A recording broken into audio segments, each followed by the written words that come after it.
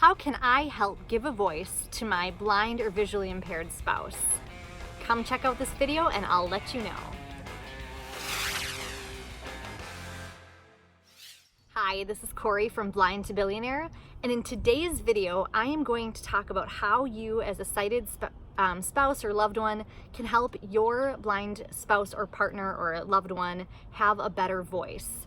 So I think Matt and I have been talking, and something that's kind of hard is that if we're out or if we're in anywhere, it's easy for the blind person in the relationship to kind of get overlooked in social situations because it's sometimes hard to kind of keep up with the conversation in terms of like people cutting in, people like not giving space in a way for him to jump in and share in the conversation.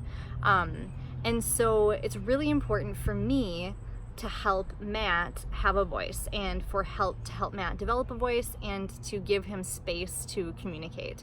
And so the ways that I do that, first of all, I'm going to say that this is not my strong suit. I cut in and don't let him talk, and sometimes we'll kind of tease like that the YouTube channel's like where we like learn what he's thinking, because it's so hard for him to get a word in edgewise with like our families and everything. So that being said, it's something that I'm working on, and I think it's a hard thing to do, but I think it's really important because especially like an example that I have is if Matt and I go to a restaurant, he can't see, and so I'll read on the menu, all's well, but then when the waiter comes to take the order, then he won't know necessarily that the waiter's there and like waiting for him to order.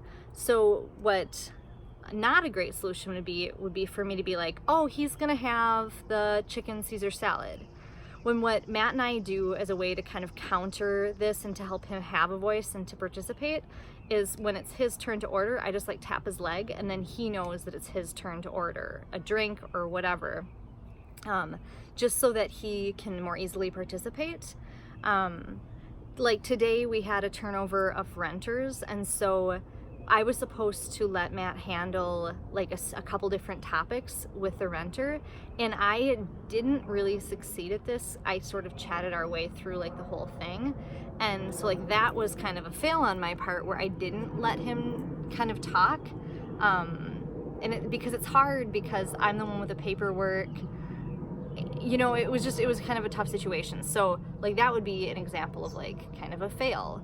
But I think when we're out, kind of the tapping system tends to work well. Like if it's time for him to talk, to kind of help him have a voice. But I think that this is a really important thing to do. I think it's really important for the blind person in the relationship to have a voice and to be active members of the community. And so I'm curious for all of you, like what you guys do to, especially if you're out with a sighted person, I feel like then it's easier to rely on that person and it's easier for the sighted person to take over. Like what do you do to give yourself a better voice, or like how do you and your family work out a way to do that? Another example that I have though, and this is something that Matt and I do, is like with his nieces. I like to have him kind of initiate, like if we're gonna do a fun activity with them, or if we're gonna do like play a game, and sometimes it'll be like his idea to play the game or like his idea for the fun activity, but instead of me being like, hey guys, do you want to play Candyland, then I will like make sure that he's the one who initiates the activity, so that it's kind of like he's more involved and a little less like I'm taking over. And so sometimes we'll do that with like the kids, just because that way he gets more kind of interaction credit in a way with them. Like it's not just me like leading the show. So I try, and that's one of the things we try and do, is have him like initiate kind of the conversation or initiate the activities with them as a way for like the interaction. And something that we do also that I think is generally a bit of a fail, but that I always try and do, is like, let's say that there's a story that I want to share, like with my family, for instance, where it's like a funny thing that happened during the last week, and it's about Matt. I'll say like, hey Matt, like why don't you tell them about that thing that happened at the grocery store? and where I'm trying to like lead him to like be included in the conversation, like kind of be like, hey, Matt's gonna tell a story, and that way he can be kind of included. But the problem is that he doesn't like it when I do that. Like, he doesn't really like it when I say like, hey Matt, tell this thing. And sometimes he feels like that because I jump in and don't let him tell the story because I get too excited. But I think just in general, he doesn't like being like led in that way. So that's another thing that we've tried.